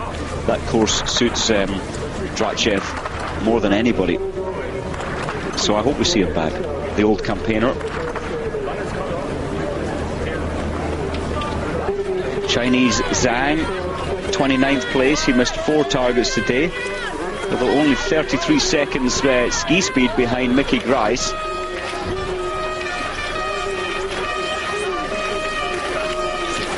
Vadim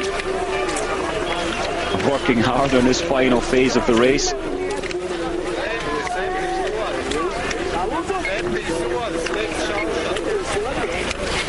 Maximising his glide down this gradual hill, getting into the tuck position.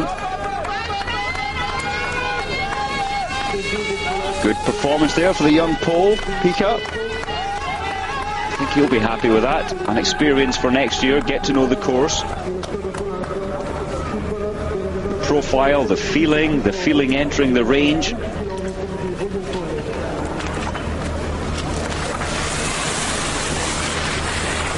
Only 4 out of the athletes finished so far have managed to hit all of the targets. It's not easy on any given day.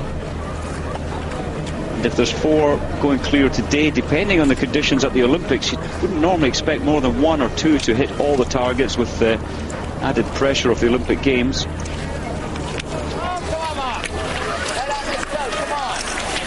Boschlager looking very tired. The hat is off. The body attitude is so fatigued. Started fast and running out of steam just a little bit.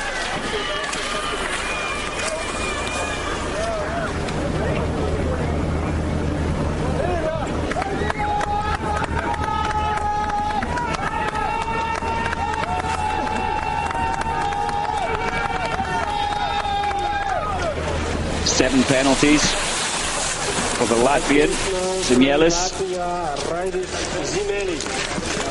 Not a bad ski speed.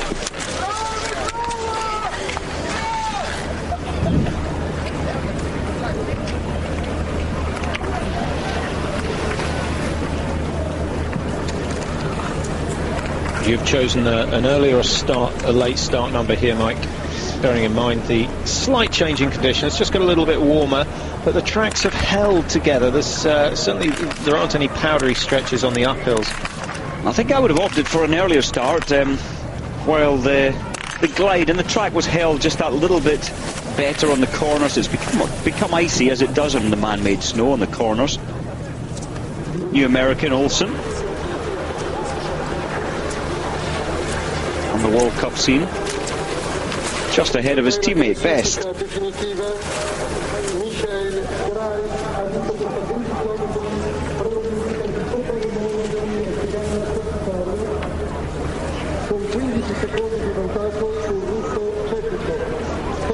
Vadim Sashurin, who had a much better day on the range, but still losing significant time over the closing stages. 3:35 behind the leaders. 2:35 good enough for a top 15 had he hit that other target. So Sashurin's still got some work to do with his conditioning, but I think he'll be massively impressed with his shooting. 19 out of 20 in any individual is good, and Sashurin will know that he can start focusing on the skiing now rather than worrying about how he's going to shoot. And we'll watch out for him in the sprint event on Friday, assuming of course that he gets a start. Some of the latest starters coming through for their last shoot now. Another 10 to go. This is Zlatkauskas of Lithuania. Don't go for the colour of the rifle. Well, matches his ski suit. Exactly.